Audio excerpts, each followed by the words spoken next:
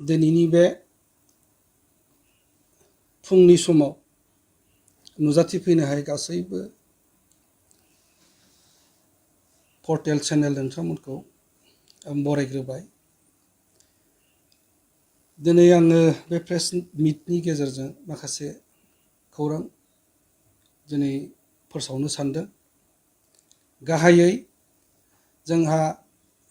फैबाय थानाय जि मोनसे मुंख्लं सान 14 सेप्तेम्बरा जोंहा दिनै फैगासिनो दङ। 34 बोसोर बर' माहारिनि उदांस्रिनि दावहानि गेजेराव मुंख्लं जाबोनाय आफादनि सोद्रोमा आरो सोरबा सिभिलियानफोर दिनै मुंख्लं जालांदों। बिथांमोनखौ गोसोखांनो, सिबिनो, बिबार बावनो बिथांमोनखौ जोङो गोसोखांनो नागिरदों। 14 सेप्तेम्बरा national democratic front of Bodoland नि मोनसे गोसोखांथावना मुंख'थावना मोनसे सान, जाय समाव एनडिएफबिनि गिबि मुंख्लं जाजेनदोंमोन। बै साना जोंनि बर'फोरनि आरो एनडिएफबिनि थाखाय बियो गोसोखांथावना मोनसे सान। बेखौ जोङो 14 सेप्तेम्बराव गुबुन गुबुन बोसोराव फालिनाय बायदि एबारबो जों खुंनो जों लाहार फाहार खालामदों।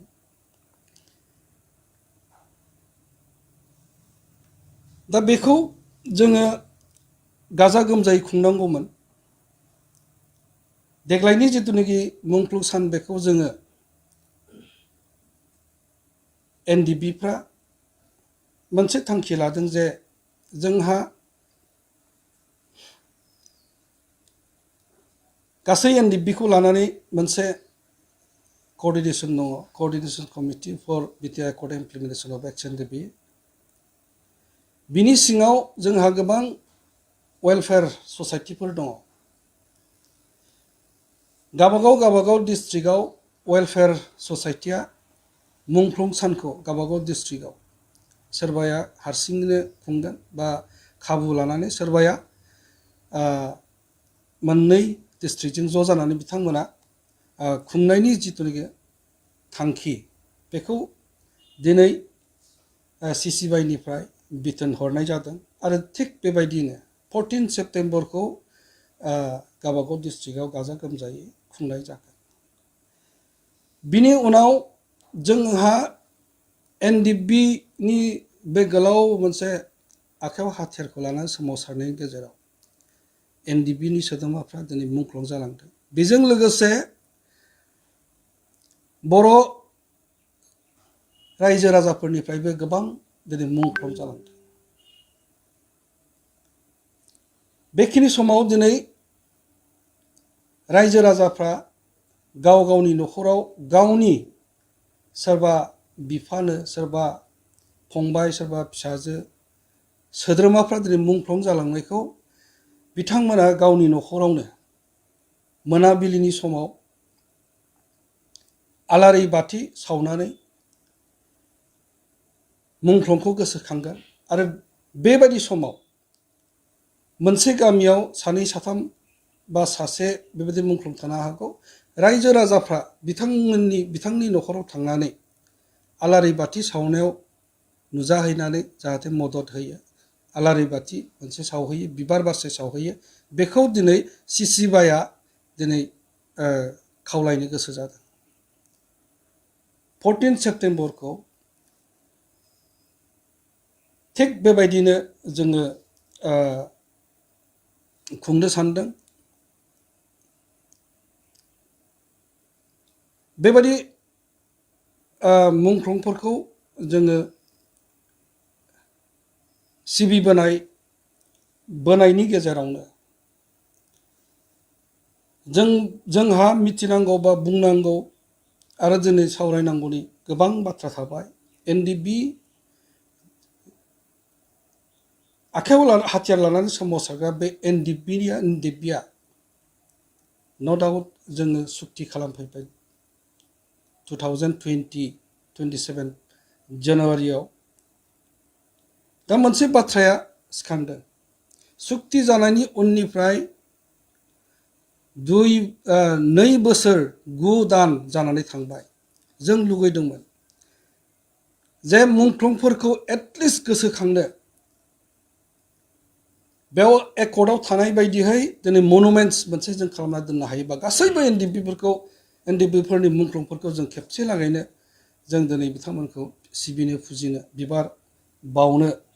आरो दिनै माहारियारि बे मुंख्लंफोरखौ दिनै जोङो बिथांमोननि जि सेक्रिफाइस बेखौ जोङो गोसोखांनो जों हागौमोन खिन्थु दिनैसिमहालागै एकर्डआव दंब्लाबो मार्टेस टम बेखौ दिनै खालामनो हायैया जोंनि थाखाय आरो दिनै बिटिआर गभर्नमेन्टनि थाखाय बियो दिनै लासिं सिं जानानै दं जों दिनै लुबैदोंमोन जाय मुंख्लंफोरनि थै जिउ बावनायनि थाखाय दिनै बिटिआर सुक्ति जाबाय बिसोरखौ दिनै जोङो सनमान होनो दासिमबो सनमान होनो हायैया जोंनि थाखाय बियो लासिं सिं बेनिखायनो आं सानदों मार्टेस टमखौ गभर्नमेन्टआ दिनै बेखौ लुफुंना होनांगौ गोख्रैनो लुफुंना होनांगौ बे जोंनि एनडिएफबिफोरनि डिमान्ड दा जों नुदों बिटिआर एकर्डखौ इमप्लिमेन्ट खालामनायाव आरो एनडिएफबिनि दफाफोरखौ इमप्लिमेन्ट खालामनायाव बिटिआर गभर्नमेन्टआ दानि बिटिसि गभर्नमेन्टआ टटेलि फेइलियर जादों दिनै बेफोरखौ मावनो नागारै दिनै मा खालामदों मुंख्लङा जानांगौमोन जोंनि बिटिआर गभर्नमेन्टनि आथिखालनि बिटिआर गभर्नमेन्टनि दैदेनगिरिफोरा बुंदों मुंख्लं खाम्फा लुनाय जागोन दा बेखौ लुनोबा गोबां हा हु नांगौ गोबां एरिया नांगौ होननानै बिथांमोना बुंदों दासिमबो दिनै बे मुंख्लंखौ बहा लुनाय जागोन बेखौनो दिनै थिग खालामनो हायाखै मानो हायाखै मा खारनाव हायाखै दा बिटिआर गभर्नमेन्टआ जेबो मोनसे गोसो गैया नामा दाथ' जों नुदों बेवहाय दिनै बिटिआर माने बिटिसिनि सिङाव डिमान्ड खालामगासिनो दं बिथांमोना बेवहाय जिन्जार हटेलफोर बायदि गिदिर मोनसे हटेलफोर जानांगौ ताज भिभान्दा बायदि 5 स्टार हटेला बर'लेण्डआ जानांगौ होननानै बुंदों बिनि थाखाय दिनै बिथांमोना 7 एकार 8 एकार दिनै हा हु हगारनानै होनो हादों बिटिआर गभर्नमेन्टआ दिनै मोनसे बर'फोरनि मुंख्लं खाम्फा लुनो मुंख्लं मनुमेन्ट्स लुनो बे हाखौ दिनै बिथांमोना मानो एलट खालामनो हायाखै जोंहा सोंनांगौआ बेसो बा जोंहा दिनै बुंनांगौआ बेसो बेखौथ' खालामनांगौमोन ताज जिन्जार बायदि हटेलफोर लुनो दिनै हा एलटमेन्ट होनो हायोबा मुंख्लं खाम्फा लुनो दिनै बिथांमोना मानो हाया दा बे मोनसे गिदिर जोंनि थाखाय सोंनाय जोंहा सिखारो बेनिफ्राय जोंहा दिनैसिम जों जि नुबाय एनडिएफबिनि क्लजेसफोर बे क्लजेसफ्राथ' दिनै मोनसेबो जाफुङाखै जों लुगैदोंमोन जे जोंहा मार्टियासफोर दङ एकर्डआवबो दं मार्टियासफोरनो एक्स ग्रेसियाखौ होनांगौ 5 लाख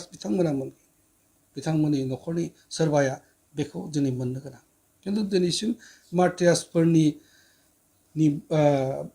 एक्स ग्रेसिया होनायनि बाथ्रा बिथांमोना दिनै सिद्धान्त लानो हायाखै सोर मोनगोन साबेसे दिनै मार्टियासफोर दं बेफोरनि लिस्टखौनो दिनै बिथांमोना एप्रुभ खालामनो हायाखै दानि बिटिआरखौ बेफोरखौ नुनानै बेफोरखौ साननानै जों दिनै अबाक जादों आरो बियो टटेलि माने बिटिआर गभर्नमेन्टनि फेइलियर होननानै जों बुंनो हायो जोंहा बेल' नङा जेंना एकर्डआ हाखा दावरा हाखु दाखु जानानै फैबाय एनडिएफबिनि इस्युआ बिराद गिदिरमोन 34 इयार्स 34 बोसोर सोमावसारनायनि सेक्रिफाइसनि जि मोनसे गिलु बालु सिटुएसन बियो दिनै एकर्डआ एनडिएफबिजों जानो गोनां एकर्डआ दिनै सोरजोंबा जाना थाबाय बिनिखायनो एनडिएफबि जों जानायमोनब्ला जोंहा जि मोनसे माखासे गिदिर गिदिर इसुफोर दंमोन जों बेफोरखौ सोनानै लानो हानांगौ दिनैसिम जों जेबो जायाखिसै जोंहा केस दङ सासे मानसिनाव मोनब्रै मोनबा 15-30टा गाहाम केस दं बेफोर दिनै उइद्र जाया एनडिएफबिनि भारत आसाम गभर्नमेन्टनिफ्राय मोनसे लिस्ट ओंखारदों जों सोंबाय थादों केसा उइद्र जागोन ना जाया बिथांमोना मोनसे लिस्ट हरबाय लिस्टखौ जों नायबाय फरायना नायबाय बेवहाय गासै 400 एनडिएफबिनि जोङो नामखौनो जोङो नुवासै साब्रै साबा 10 जनसोनि मानसिनि एनडिएफबिनिखौ जों सिनायनो मोनबाय केसफ्रा जोबोद फिसा फिसा किन्तु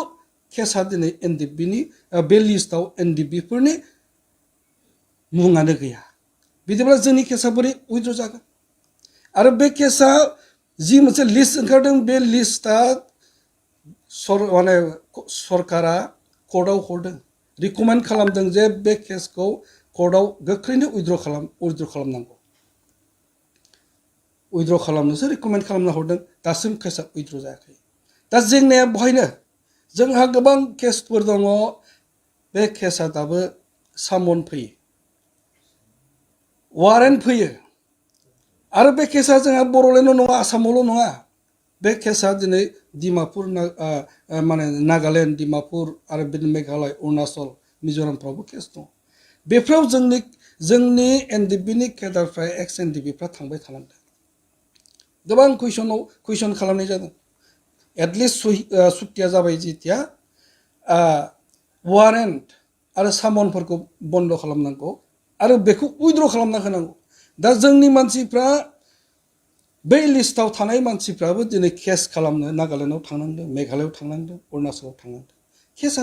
जोबानो जोबा दा बेबायदि जुदि खालामबाय थानांगौबा कर्टनि उनावबो जोंनि बर'फोरनि इक'नमि जों जि अबस्थायाव दं एनडिएफबिआ जों बोरै सोलिगोन जों मा खालामगोन बेफोर सिटुएसना जोंहा जोबोद माने गिलु बालु जानानै दं आरो बिटिआर गभर्नमेन्टआ बेखौ एटलिस्ट माने सामन जानाय बा वारेन्ट फैनायफोरखौ जुदि गभर्नमेन्टजों सावरायनानै बन्द खालामना दोनोबा बेबो मोनसे खामानि जागोन बेखौबो दिनै खालामाखै बे दिनै जोङो टटेलि बिटिआर गभर्नमेन्टनि फेलर होननानै जों बुंनो हायो आरो जों बेखौ बुंथारनांगोन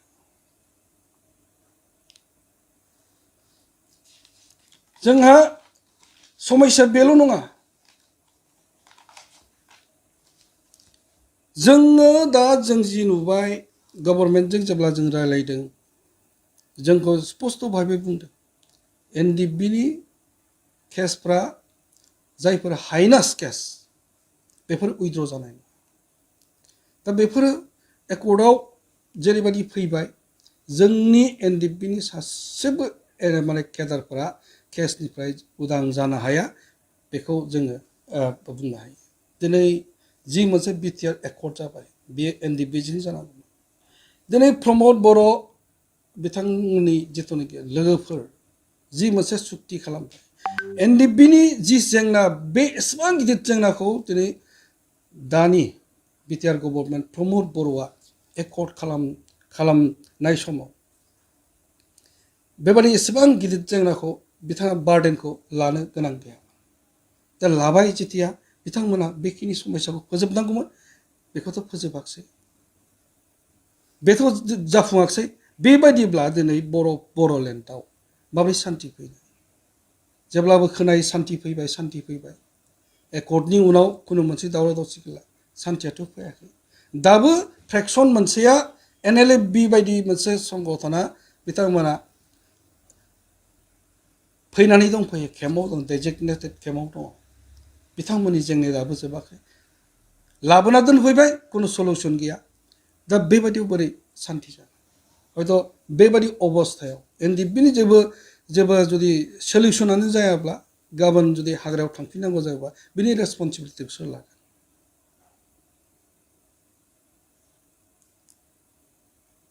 दा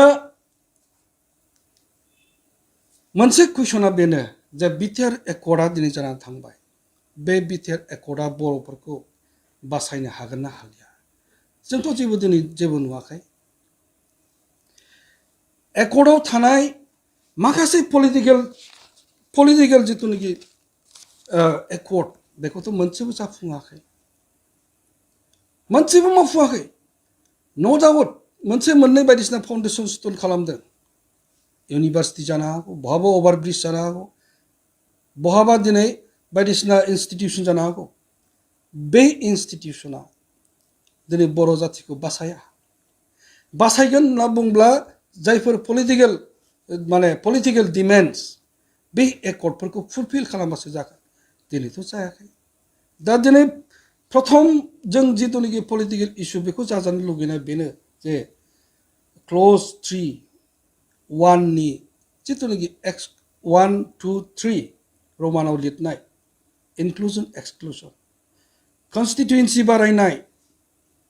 दा बेफोर मानो जाथिया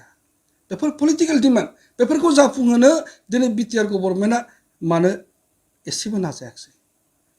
दा इनक्लुजन एक्सक्लुजननि बाथ्रायाव बिराद गिदिर बाथ्रा हाबनानै दं दाखालि बावै टिभियाव बिराद गिदिर मोनसे ब्रेकिं फैदों जे 934 भिलेजआ बर'लेण्डनिफ्राय दानि थाखानाय बिटिसिनिफ्राय दिनै ओंखारलांसिगोन फारसेथिं बुंबावदों जे 1400 बेसेबांबा एक्जेक्टलि आं ब्रेकिं निउसखौ बावबाय 1400 भिलेज माने इनक्लुजन जागोन दा बेवहाय बियो इनक्लुजन जानाय जायनि बाथ्रायाव जों दिनै बुंगोन जे बेवहाय जुदि दानि आथिखालनि गभर्नमेन्टआ बेखौ सांग्रां जानाया मोजां एक्सक्लुजन आरो इनक्लुजनाथ' जाथारसिगोन बेवहाय बुंबावदों जे हाइ कर्टआ मोनसे राय होनानै दोनखादों 934 भिलेजआ बिटिसिनिफ्राय बाहेर जासिगोन दा बेखौ बिथा खालामनानै जुदि बाहेर जायो आरो बेवहाय माने सानजाहा बारायनाय गामि सोसननायनि बाथ्रा फैदों बिटिसिनि बाउन्डारि सेर जि इनक्लुजननि बाथ्रा फैदों बाहेरायाव थानाय भिलेजफ्रा दा बबे जाग्रोगोन जुदि बेवहाय जुदि बोरै इनक्लुजन आरो बे एरिया बारायनाया जुदि जायालासिनो जुदि बेवहाय 934 भिलेजआ जुदि दानख' जाग्रोयोबा बेवहाय खिन्थु दिनै गिलु बालु मोनसे सिटुएसन फैगोन दा बेखौ नोजोर होनो हायाखै बेनिखायनो सिगां जोंनि डिमान्डआ जाग्रोनांगौ एक्सटेनसना जाग्रोनांगौ गामि इनक्लुजना जाग्रोनांगौ बिनि उनावसो एक्सक्लुजन जानांगौ बेखौ जुदि खालामनो हायाब्ला बिटिआर गभर्नमेन्टआ दिनै बेबायदि मोनसे गिलु बालु थासारिनि दिनै बिथांमोना रेसपन्सिबल जानांगोन बेखौ जों दिनै लुबैदों पलिटिकेल डिमान्डआथ' जेबो इमप्लिमेन्ट मोनसेबो जायाखै रिअर्गानाइजेसन अफ डिस्ट्रिक्ट मोनसे डिस्ट्रिक्टआ बानायदों बेखौबो माने सिगांनि सरकारा बेखौ डिसिसन लानानै थाखानाय तामुलपुर डिस्ट्रिक्टआ जाबाय नो डाउट बिनि उनावथ' मोनसेबो डिस्ट्रिक्टआ रिअर्गानाइज जायासै खुनु डिस्ट्रिक्ट बारायाखै एकर्डआव रोखा लिरनाय दङ फरेस्ट राइट एक्ट 2006 नि सिमहालागै बेवहाय थानाय बे हाग्रा जानो हागौ बायदिसिना जानो हागौ बे जायगायाव दिनै बर'फ्रा ट्राइबेल मानसिफ्रा पाट्टा मोननांगौमोन दिनै बेखौथ' बे पलिटिकेल डिमान्डफोरखौथ' मोनसेबो जेबो खालामनो हायाखै फेइलियर जादों थाखानाय एसटि स्टेटास होनांगौनि बाथ्रा कार्बि आंलं डिमा हासाव डिस्ट्रिक्टआव बर'फ्रा दासिम एसटि मोनाखै बिनि थाखाय दिनै बिथांमोना नासयजादों नाख्रेबजादों दिनै गावसोरखौ दिनै फोथांना लाखिनायाव दिनै जेंना जादों बेखौ मानो मावनो हायाखै प्रभिन्सियेलाइजेसन दाखालि बावै जि मोनसे आसाम केबिनेटआव डिसिसन जाबाय बेवहाय 10थाल'सो बिटिसिनि सिंनि कलेजफोरखौ नोंथाङा सरकारि साख्रि नागिरदोंना नोंथांनि थाखाय मोनसे गोजोनथाव खौरां नोंथांनि थाखाय दं एडुकेट पॉइंट जेराव नोंथाङा सोलोंथाइ लानायनि गेजेरजों सरखारि साख्रिनि गुबुन गुबुन रोखोमनि गोब्राब आनजादफोरखौ उथ्रिसारनो हागोन आरो गावनि आथिङाव गसंथानो हागोन। बे एडुकेयर पइन्टआव नोंथांमोना SSC, bank PO, bank clerk, bank SO, UPSC, FSC, defence, railway, state, insurance, AAO, ADO, एसिस्टेन्टजों लोगोसे स्टेट लेभेल जब आरो माखासे सरखारि साख्रिनि आनजादाव गोनांथि जानाय आयदाफोराव सोलोंथाइ लानो हागोन। मख'नो गोनांदि बे सोलोंसालियाव साख्रिनिल' नङा, बेयाव MBA आरो सैनिक स्कुल बायदियाव एडमिशननि थाखाय एन्ट्रेन्स होनो थाखायबो सोलोंथाइ लानो हागोन। बे सोलोंसालियाव गाहाम थाखो खथानि सुबिदा दं आरो सम मथे नोंथांनि सोलोंथाइखौ बे सोलोंसालियाव होनाय जागोन। बेखौबो मिथिनांगोन दि बे एडुकेयर पइन्टआव सोलोंथाइ लानानै बावैसो 2021-22 इं मायथाइनि एसएससि GDनि आनजादाव गासै 11 सा सोलोंसाफोरा उथ्रिसारनो हादों। बारा नङा, गासै 15,000 रांजोंनो नोंथाङा बे सोलोंसालियाव 6 दानसिम सोलोंथाइखौ लानो हागोन। बे सोलोंसालिया क'क्राझार, बरपेटा रड, गवालपारा आरो बङाइगावआवबो दं। क'क्राझाराव सोलोंथाइ लानो गोसो गुदुं जानाय सुबुंफोरा 70020263133 9101 536360 70020263133 91015